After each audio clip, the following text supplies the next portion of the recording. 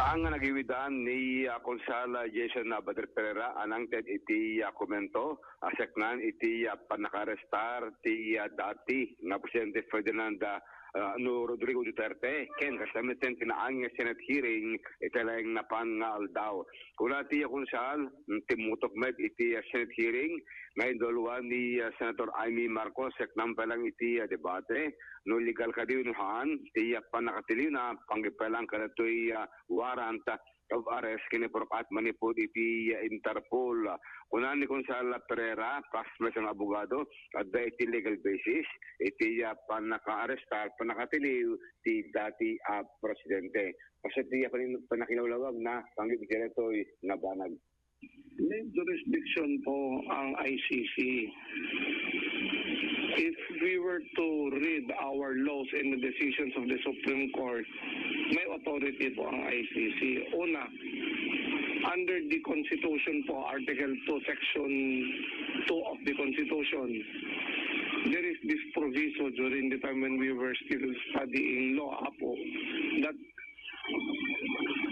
the Philippines renounces war as an instrument of national policy and adopts the generally accepted principle of public international law as part of the law of the land. Ibig sabihin po yun, kung ano yung mga batas sa public international law, it's automatically a part of the law in the Philippines. That is under the 1987 Constitution. Now, we can even correlate that with the civil code provisions. Yung civil code natin na enact po ito noong 1950s. So, mayroong proviso doon, Article 14 of the Civil Code, na nakasulat doon na penal laws and laws of public security shall be obligatory upon all those who live or sojourn in the Philippine territory subject to the principle of public international law and to treaty stipulation. So if we are going to surmise again, the Congress allowed the Philippines to be part of whatever undertaking that we may enter.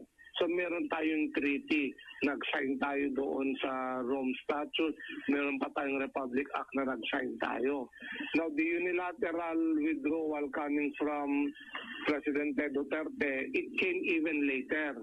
So during the first 2 or 3 years of his term as a president, we are still part of that ICC. So talagang may jurisdiction pa rin. And there is another issue that remains to be unsettled. Can the president just unilaterally withdraw what was entered by the state with the concurrence of the Senate? So malaking question mark po yun. On my part, my humble opinion, it is with the authority of the ICC to arrest anyone. Yung ICC kasi, konti lang yung jurisdiction nila. Hindi po lahat ng kaso. Hindi. Yung mga very depraved acts lang ang mga jurisdiction nila. Not one murder, not 2 murders. Hindi po. Parang yung thousands ang namamatay. Yun ang jurisdiction nila. Hindi yung pagnanakaw ng pera, hindi. Ang mga jurisdiction nila, crimes against humanity, genocide, something like that lang. Very limited. So, in this case, it can fall because undeniably, we all know what happened during the past administration. It appears that there was really a systematic killing to our populace. They were not given the chance to prove their innocence before the court. Remember, we are a court of law. We are government of laws and not of men. If you suspect a certain person to be involved with some illegalities, the proper recourse is case build up and prosecute. Hindi po yun systematic killing, which lahat naman tayo, we are all aware that it is very, very brazen, rampant during the previous administration. So sa pag-aras sa kanya, anong impact natin sa nangyari? Kasi marami nang nagagalit sa nangyari. On my part, it is but proper. No one is above the law. Whether you were a former president or you're the president, no one is above the law. It is but proper to charge anyone who may have been part of any serious offenses, especially involving the deaths of thousands of people. It is but proper. Dapat noon pa nga eh. How can we not hold accountable persons who may have committed such crime? How can we give justice to those persons who were killed during the previous administration?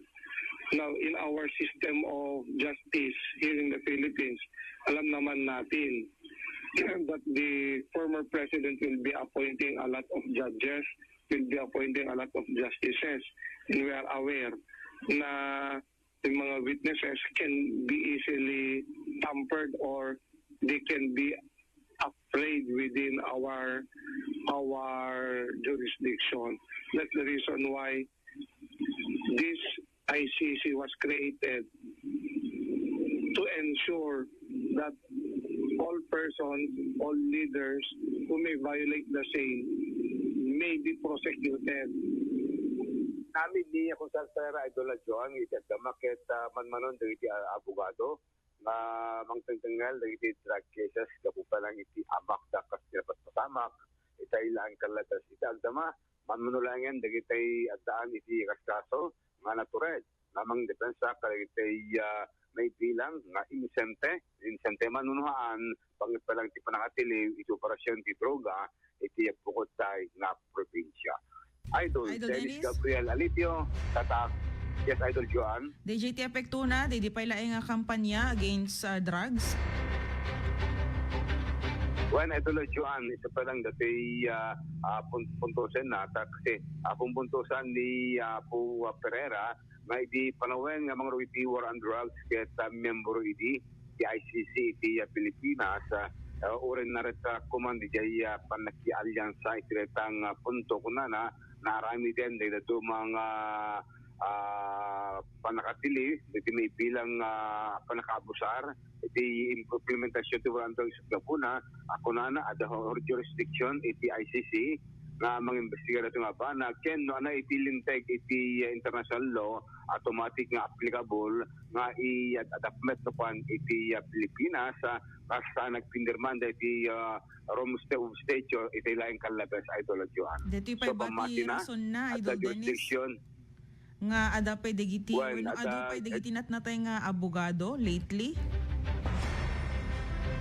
Well, hanan da kamo dyan, ito abogado Idol John, di lang, legalities iti magsaritaan, panaking kuha na, kit legal, dati panaking-implementar iti warrant of arrest kontra kini dati Presidente Ken, kaya ito panaking-implementar iti linteg, nga tingamin na rin mga punti kalabas kita na state kidnapping, kinadumapay, kasang na-apprehend, nga awan ti warrant na yung panaking Attorney Pereira, kas may nga konsihal, kinabogado, pamati na nga legal, dati proseso, ngayon napatungpal, iti gobyerno, iti lang kalabas Idol Joan, kontra kin dati Presidente Rodrigo Duterte.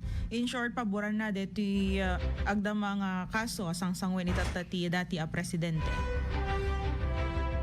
Wen, Idol Joan, kasi nakamat na tatay nga amutemeten nga adalati organize kunani di kwa nga panang organisado iti panakatiliw dagiti dumang dagiti drug suspect iti pagla Pilipinas nga pamati na adumet dagiti hangan ng kalintigan hanga umiso iti wagas nga panakatili panapatay dahil dumapay nga drug suspect iti pagilian Idol Joan.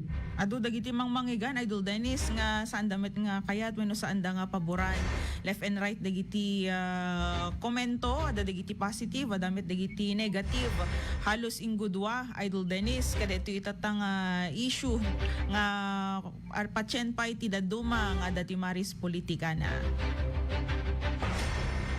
Huwag nga ron, Idol Joan, so nga iti na pasamakit na divide iti Pilipinas, aduro iti pumabor, adamat iti saan nga pumabor, iti reto yung banag. But anyway ko na, adanto iti panakadingig na ito yung kasi ICC kahit nadingig maten na ito yung pumpuntusen iti kampo ni Apo Duterte nga kunendang nasken nga gawi din kaputa na ito yung panakatiliw na kita sa anganing kalintigan kung kunada ngayon iti issue iti warrant of arrest adda di jay naka-i-warrant kami electronic warrant of arrest kahit nangasawen adda di jay na i-forward din di jay warrant of arrest kontra kini Presidente Duterte Idol Joan.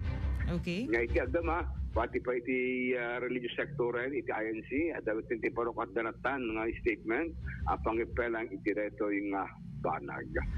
Damag pa lang, mapangga pa lang iti issue iti ICC, Idol Dennis Gabriel Alitio, Tatak Aramen.